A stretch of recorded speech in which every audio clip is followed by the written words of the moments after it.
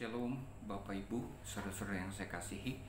Kembali kita akan merenungkan firman Tuhan. Kali ini terambil dari Lukas 16 ayat 19 sampai 31. Cukup banyak ayatnya yang kita baca kali ini. Lukas 16 ayat 19 sampai 31. Saya beri judul Tidak Ada Belas Kasihan. Lukas 16 ayat 19 sampai 31 saya akan bacakan. Orang kaya dan Lazarus yang miskin. Ada seorang kaya yang selalu berpakaian jubah ungu dan kain halus, dan setiap hari ia bersukaria dalam kemewahan. Ada seorang pengemis bernama Lazarus, badannya penuh dengan borok, berbaring dekat pintu rumah orang kaya itu, dan ingin menghilangkan laparnya dengan apa yang jatuh dari meja orang kaya itu. Malahan anjing-anjing datang dan menjilat boroknya. Kemudian matilah orang miskin itu, lalu dibawa oleh malaikat-malaikat ke pangkuan Abraham. Orang kaya itu juga mati lalu dikubur, dan sementara ia menderita sengsara di alam maut, ia memandang ke atas, dan dari jauh dilihatnya Abraham dan Lazarus duduk di pangkuannya. Lalu ia berseru, katanya, "Bapa Abraham, kasihanilah aku. Suruhlah Lazarus supaya ia mencelupkan ujung jarinya ke dalam air dan menyejukkan lidahku, sebab aku sangat kesakitan dalam nyala api ini." Tetapi Abraham berkata, "Anak, ingatlah bahwa engkau telah menerima segala yang baik sewaktu hidupmu, sedangkan Lazarus segala yang buruk. Sekarang ia mendapat hiburan dan engkau sangat menderita. Selain daripada itu di antara kami dan engkau terbentang jurang yang tak terseberangi, supaya mereka yang mau pergi dari sini kepadamu ataupun mereka yang mau datang dari situ kepada kami tidak dapat menyeberang." Kata orang itu, "Kalau demikian aku minta kepadamu, Bapa, supaya engkau menyuruh dia ke rumah ayahku, sebab masih ada 5 orang saudaraku, supaya ia memperingati mereka dengan sungguh-sungguh agar mereka jangan masuk kelak ke dalam tempat penderitaan ini." Tetapi kata Abraham, "Ada pada mereka kesaksian Musa dan para nabi, baiklah mereka mendengarkan kesaksian itu." Jawab orang itu, "Tidak, Bapak Abraham, tetapi jika ada seorang yang datang dari orang mati kepada mereka, mereka akan bertobat." Kata Abraham kepadanya, "Jika mereka tidak mendengarkan kesaksian Musa dan para nabi, mereka tidak juga mau diyakinkan, sekalipun oleh seorang yang bangkit dari antara orang mati." Bapak Ibu, saudara-saudara yang saya kasihi, beberapa waktu yang lalu kita mempelajari tentang orang Samaria yang baik hati, ya, tidak seperti imam, orang Lewi, dan orang-orang lainnya yang tidak tergerak hatinya untuk menolong orang yang habis dirampok, ya. Orang itu mengalami luka yang cukup parah, tetapi orang Samaria yang baik hati itu, dia sudah dari rumah mempersiapkan minyak dan anggur.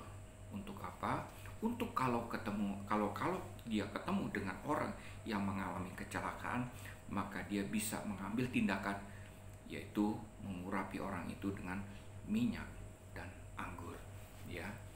Dan memang Bapak Ibu, saudara-saudara yang saya kasihi, kita belajar, kita melihat orang Samaria itu bukan karena insidentil dia melihat orang yang sedang mengalami kecelakaan lalu ia tergerak untuk menolong, tetapi memang dia punya attitude, dia punya passion, yaitu belas kasihan untuk menolong orang-orang lain, karena sejak dari rumah dia sudah mempersiapkan minyak dan anggur untuk kalau dia bertemu dengan orang yang mengalami kecelakaan. Nah, Bapak Ibu, saudara-saudara yang saya kasihi, belas kasihan itu sifatnya bukan insidental, ya, tapi itu adalah passion, attitude, ya, dimiliki pasti oleh orang-orang percaya. Karena apa? Karena dia sudah lahir baru, menerima Yesus sebagai Tuhan dan Juru Selamat, kehidupannya dirubah. Dia memiliki passion, dia memiliki attitude, dia memiliki hati yang berbelas kasihan, yang mengasihi sesama. Nah, Bapak Ibu, saudara-saudara yang saya kasihi, dalam perumpamaan orang kaya dan Lazarus yang miskin ini, kita melihat bahwa orang kaya pada akhirnya dia dikatakan mengalami sengsara di alam maut setelah dia meninggal. Kenapa? karena semasa hidupnya dia tidak punya belas kasihan sama sekali, sedikit pun. Sekalipun dia melihat Lazarus, ya, yang mengalami keadaan yang kurang baik, dan dia lihat itu di depan pintu rumahnya, tetapi dia tidak tergerak untuk menolong Lazarus sedikit pun. Ya, karena apa? Dia tidak mempunyai belas kasihan. Dia punya hati yang mengasihi sesamanya. Yang dia pikirkannya adalah kesenangan dirinya sendiri. Dia berpesta setiap hari. Nah, Bapak Ibu saudara-saudara yang saya kasihi, dalam perumpamaan ini Lazarus akhirnya juga mati dan dia diterima di pangkuan Abraham. Jangan bayangkan kalau nanti kita masuk dalam kehidupan kekal, kita seperti Lazarus dipangku oleh Abraham. Ini perumpamaan, kita nggak tahu nanti kehidupan kekal itu bagaimana. Tapi yang saya tahu, saya yakin, saya percaya bahwa kita akan tinggal bersama-sama dengan Tuhan untuk selama-lamanya. Nah, sekali lagi, jangan bayangkan di surga atau kehidupan kekal itu kita dipangku oleh Abraham. Ini hanya sekedar perumpamaan, Bapak Ibu saudara yang saya kasihi.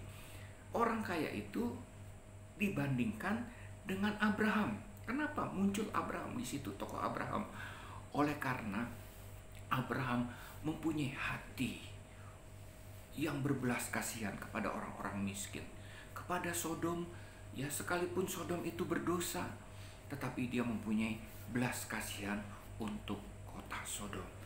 Abraham melambangkan tokoh Alkitab yang mempunyai belas kasihan di dalam kehidupannya. Nah, Bapak Ibu saudara-saudara yang saya kasihi, ya, orang kaya itu kenapa dia masuk ke dalam alam maut dan mengalami kesengsaraan atau hukuman kekal di dalam kehidupannya, yang cukup mengerikan karena dia tidak mempunyai hati yang berbelas kasihan atau yang mengasihi sesama. Ya, maka oleh karena itu dia menyuruh Abraham untuk supaya dia kembali lagi, ya, untuk memberitakan kepada saudara-saudaranya yang mungkin hidupnya masih seperti dia, tidak memperhatikan orang lain, ya, tidak mempunyai belas kasihan dan tidak mengasihi sesama. Ya.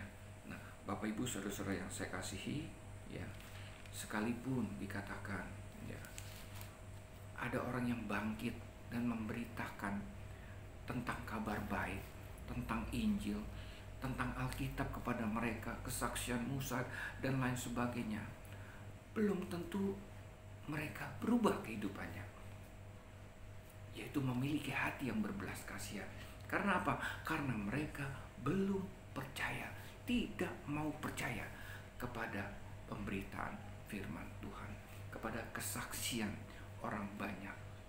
Nah, inilah yang terjadi Bapak Ibu saudara-saudara yang saya kasihi dengan orang yang kaya tersebut. Saya percaya kehidupan kita adalah kehidupan sebagai orang-orang percaya. Kehidupan kita, kehidupan yang memiliki belas kasihan. Oleh karena Tuhan sudah mengubah kehidupan kita, dan Roh Tuhan tinggal di dalam kehidupan kita yang membuat kita memiliki hati yang berbelas kasihan, yang mengasihi sesama kita seperti kita mengasihi Tuhan. Tuhan memberkati. Shalom.